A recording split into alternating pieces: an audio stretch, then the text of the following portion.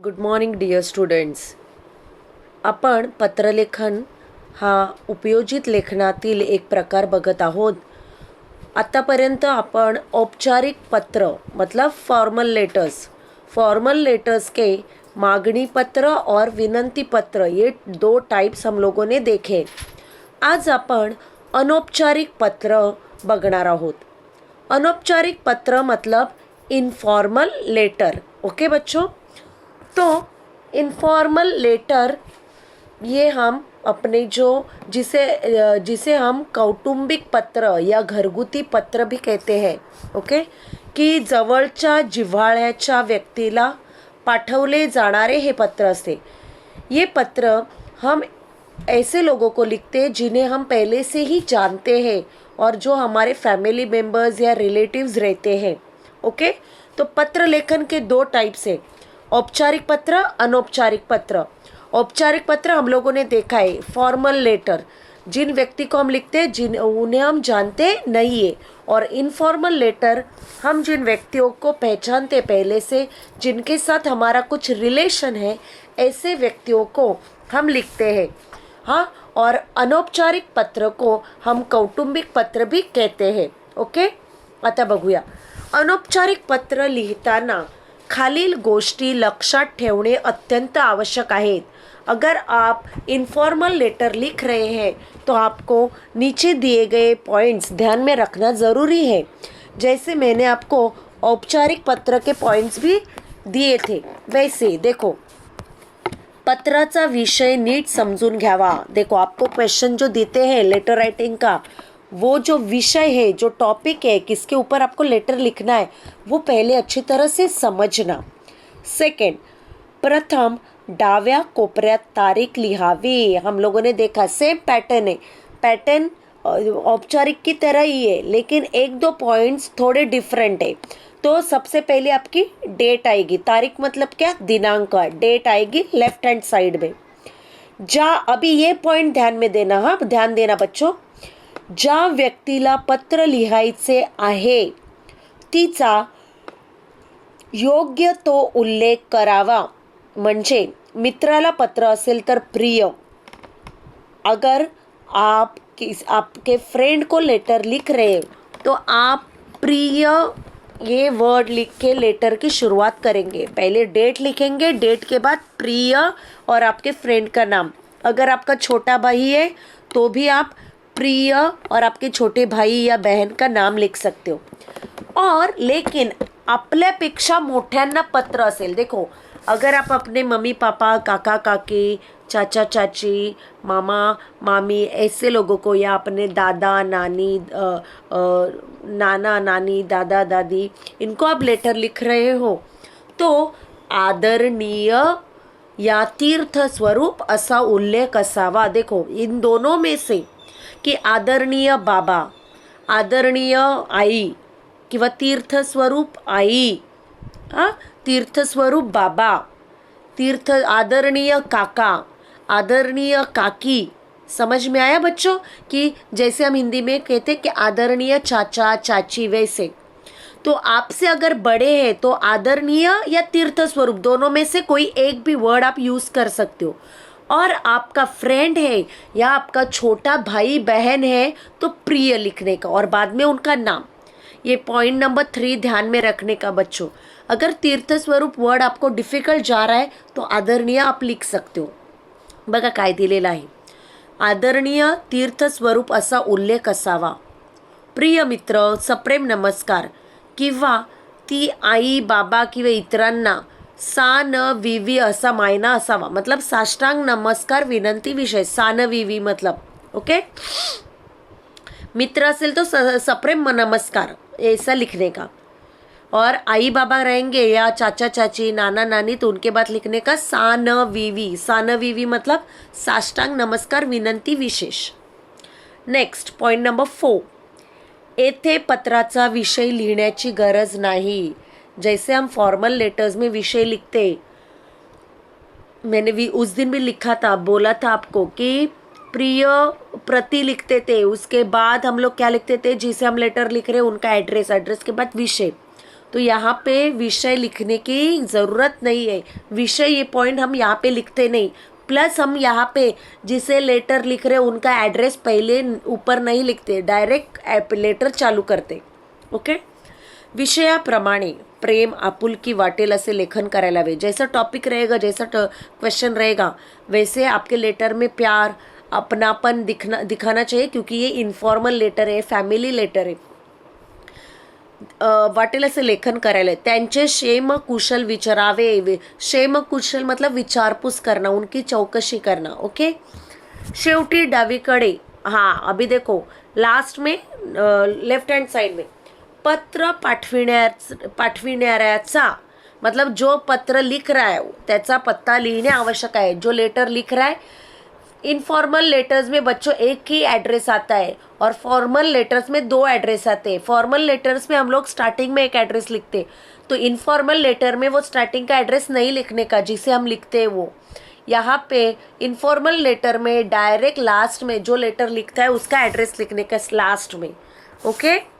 अभी देखो यहाँ पे आपका आज का टॉपिक है तुमचा मित्र, आपका फ्रेंड 400 मीटर धावण्याच्या स्पर्धेत, 400 मीटर्स रनिंग रेस में जिल्हा पातळीवर प्रथम आलाय. आपला जिल्हा कोणता आहे? पालघर जिल्हा. ओके. जिल्हा मतलब डिस्ट्रिक्ट. हाँ. मित्र या नात्याने आपली फ्रेंड की हैसियत से मित्राचा गौरव करणारे पत्र लिहा, मतलब उसकी तारीफ करने वाला लेटर लिखो, किंवा पुढील स्पर्धेसाठी प्रोत्साहन देणारे पत्र लिखा. देखो बच्चों, ये दोनों भी इनफॉर्मल लेटर है. आपको आपके फ्रेंड को लिखना है. एक लिखना है कि उसकी तारीफ करना, त्याचा गौरव करना, त्याला अभिनंदन देणे, और दूसरे में लिखा है प्रोत्साहन पुढील स्पर्धे. देखो उसने डिस्ट्रिक्ट किया है, मतलब अभी वो स्टेट के लिए जाएगा, बराबर कि नहीं, स्टेट कॉम्पिटिशन के लिए. तो उसको प्रोत्साहन एनकरेज करने के लिए लेटर लिखना है. तो आज मैं आपको जो फर्स्ट वाला है गौरव करणारे पत्र वो मैं आपको देने वाली हूँ, और जो सेकंड वाला है ये होमवर्क है. होमवर्क मतलब मैंने ऑलरेडी एक होमवर्क दिया है बच्चों, लेकिन ये भी होमवर्क है. ये दोनों लेटर आपको आपके नोटबुक में, प्लस मैंने जो होमवर्क में लेटर दिया है, ये तीनों लेटर आपको लिखने हैं. ओके. तो हम लोग लिखते, देखो फर्स्ट वाला, सबसे पहले हम लोग लिखेंगे दिनांक. तो मैंने दिनांक डाली है 16/1/2019. ओके. दिनांक के बाद जैसे हम फॉर्मल लेटर में प्रति लिखते वैसा नहीं लिखने का. प्रति फॉर्मल में ही आता है, और एड्रेस डायरेक्ट हम क्या है, मित्र है, तो क्या लिखेंगे, प्रिय मित्र राहुल. क्या लिखेंगे, मैंने यहाँ पे नाम दिया है राहुल. आप अपने फ्रेंड का नाम लिख सकते हैं कि प्रिय मित्र, मुलगी असेल तर प्रिय मैत्रीण सुनीता. प्रिय, आपका अगर फ्रेंड का नाम कुछ और रहेगा तो उसका आप नाम लिख सकते. और उसके बाद मैंने क्या बोला था कि मित्र रहेगा या छोटा भाई या बहन रहेगी तो सप्रेम नमस्कार देने का, तो वो ही लिखने का, सप्रेम नमस्कार. अगर बड़े रहेंगे तो मैंने क्या बोला था, अगर पिताजी को सेम लेटर रहता तो वहाँ पे लिखते आप लोग सानवीवी. ये सानवीवी ये शॉर्ट फॉर्म है, उसका फुल फॉर्म है साष्टांग नमस्कार विनंती विषय, कि मैं आपको प्रणाम करता हूँ, साष्टांग नमस्कार देता हूँ, और मेरे विनंती विशेष की मेरी क्या विनंती है या रिक्वेस्ट है. ओके. आता बघा लेटर डायरेक्ट विषय नहीं है, यहाँ पे डायरेक्ट लेटर हम लोग लिखते हैं महोदय महोदया, वो भी नहीं लिखने का, डायरेक्ट लेटर स्टार्ट. सर्वप्रथम तुझे खूब खूब अभिनंदन, मतलब सबसे पहले मैं तुझे बहुत कॉन्ग्रेचुलेट करती हूँ, अभिनंदन करती हूँ. 400 मीटर धावण्याच्या शर्यतीत तू कमाल केलीस, मतलब 400 मीटर दौड़ने की जो रेस थी उसमें तूने कमाल की.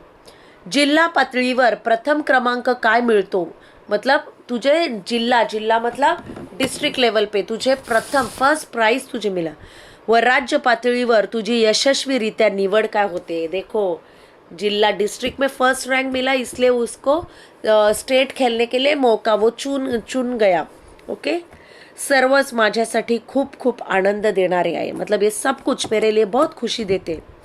माझी छाती तर अभिमानाने फुलून जात आली आहे, मतलब मेरा सीना अभिमान से चौड़ा हो गया है.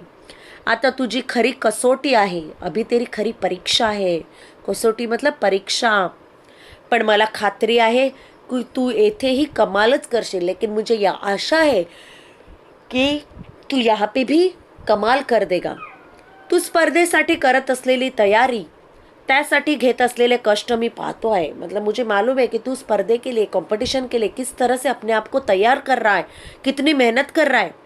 तू तुझे स्वप्न सत्यात उतरवणार यात शंकाच नाही. मतलब तेरा जो सपना है उसे तू हासिल करके ही रहेगा, उसमें कुछ डाउट नहीं है, उसमें कुछ दो राह नहीं है.